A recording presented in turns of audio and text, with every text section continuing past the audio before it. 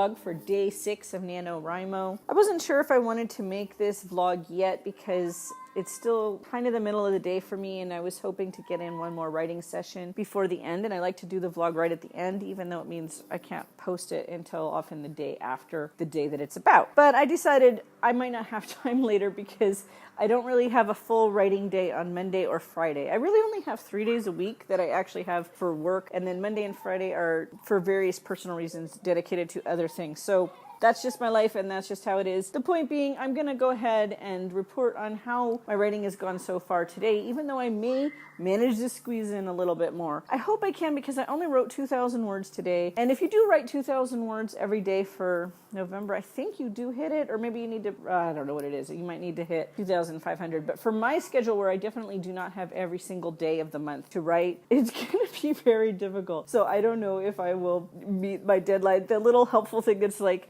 going at this rate, you will finish by December 10th. Well, thank you. And I don't even know if 50,000 words is going to be the end of the book. That's kind of a short book. Now, in terms of the story arc, it might be a short novel. No, I almost tried to say novella. It might be a short novel or novella. I'm not sure yet. I don't have any subplots at this point. One of the things you'll find if you look at my 30-day novel book is I talk about what to do if your novel is getting too long and what to do if it's getting too short. And one of the things to do if it's too short is to stick in a secondary line or a secondary storyline, and I talk more about that in the book. Right now I'm not going to do that because I'm just trying to focus on the main through line, and if that does turn out to be 50,000 words, I may just decide to publish it like that and just have it be a short novel. My very first novel in the Unfinished Song series is only 50,000 words, thereabouts, and it's short. It's the short introduction to this series, and I kind of like it being really fast and breezy because it's the novel where people decide if they want to read the rest of the series. By the end of that book, you'll know if you're comfortable with this world and this series, and if you aren't, you won't have wasted too much time. You'll just have read it and decide, okay, it's not for me, and if you like it, it's enough of a taste for you to decide to invest the time in the rest of the series. So there's definitely a place for the shorter novel, and that's one of the things I love about ebooks as well, is it allows us to have this variety of lengths so that we're not just like glued to one length. Every single book has to be exactly between 70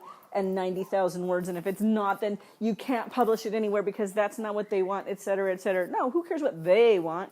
You can do what you want, and there's a whole bunch of different lengths that you can have and that will work, and it depends on the story's needs and not on the amount of paper that's available to the printer or something. Anyway, so basically the 2,000 words that I wrote this morning was the 2,000 words that I would have liked to have written yesterday if I hadn't gotten my time cut off then. So I basically just finished the thought that I was having. It's like when you're in a conversation, the phone rings. Right when you're in the middle of the sentence, you answer the phone, and then you have this long phone conversation, then you get back and you're saying, what was I saying? And then you start in the middle of that same sentence. That's how it was. I remembered what I was saying, and I was actually able to finish my thought, the 2,000 words of my thought. And then I came to that, and then once again I was interrupted and I had to go somewhere and do something. But hey, at least I got to write that 2,000 words. That was good. I'm still not at the end of the first section. What I want to get is to the incident that really kicks off the story. I'm still in the first quarter of the story. In other words, I'm still in the setup. She's sort of still in her normal world, although not exactly. There's already been some incidents. I did succeed in making my heroine more, more proactive. Before she was much more reactive, and now I have her making some decisions early on. Whether or not they're the right decisions, that's another issue, but her heart is in the right place, and she's trying to do some things, and she makes some mistakes, and then she realizes she has to fix the mistakes. So she's altogether more of an active character. I like that a lot. I'm much more happy with this outline than the first one I had, and that's why I was able to write it, I think, because it felt like a fun character to be spending time with as a writer. So what I hope is that when you have fun with it as a writer, that'll translate to having fun with it as a reader. The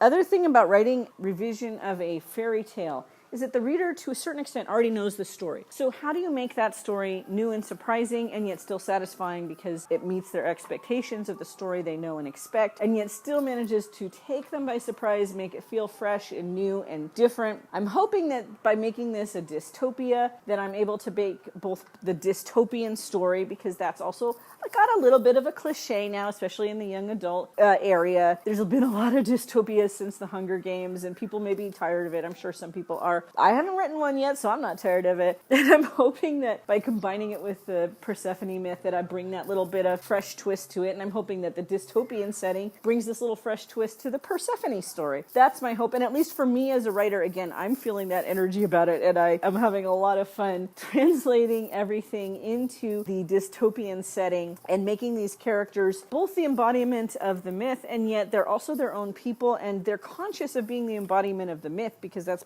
part of the propaganda of this dystopian society, is they're presenting themselves to ordinary people as gods when they are not gods. They are not actually the gods of Greek legend, because it's science fiction. There's no gods in this universe, or, we don't deal with that. It's not about that. They are not gods. It's not like a fantasy universe where gods are real and they have godlike powers. No, they have powers and they are based on technology and manipulating other people, and it's for their own benefit. And so there's this whole self-conscious layer to their mythos. Part of that is I've decided that I'm going to use the original names. Like, her name is going to be Persephone. She has her own little nickname version of it, but I wanted that to be part of their society, and to make that consistent and make it make sense, what I came up with it is that they may not have been born and raised with that name, especially if they're a demigod. A demigod is somebody who is the child of a god and an ordinary mortal, and the demigods can be elevated to godhood, as they call it, by being given this drug that transforms them at a cellular level, giving them sort of like superpowers, and that is what causes their godhood. And of course they call it ambrosia, because that's from the myth. The food of the gods is ambrosia. And so they may have some mundane name to begin with, and then when they become a god and they assume a position within the society, they're given a Greek god-sounding name. So I've already had a character who is Ares, and he was the one who was going to be a villain, and I decided I'm going to actually split that character into two different ones. So there's somebody who is Mars, that's the Roman variation of the name, and that's because he's not the first Ares. He is Mars, son of Ares. The other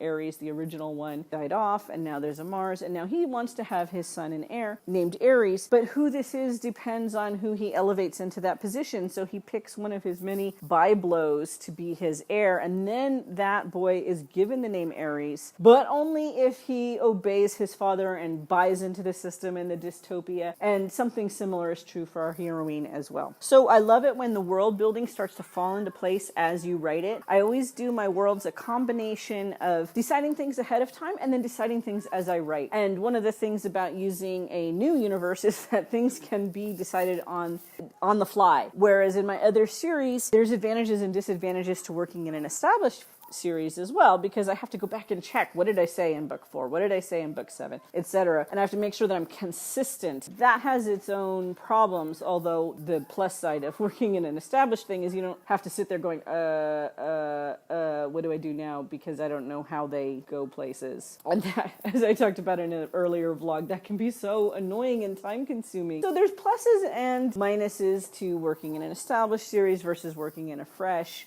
And I'm very conscious of it because I'm juggling them. In this one, I'm doing a lot of the world building on the fly, and it's a lot of fun. I enjoy that. And so far it's working out, combined with kind of thinking out loud to myself in the dictation, as I've talked about. I haven't dictated any new material at this point because I haven't passed the area that I had dictated before. So like I said, the 2,000 words that I wrote this morning was just stuff I already had in my head, and I just needed to unleash it onto the screen. So that's where I am, and I will update you again tomorrow about anything I've written tonight, if I do get a chance to write again, or whatever I write tomorrow morning. So, Tara out.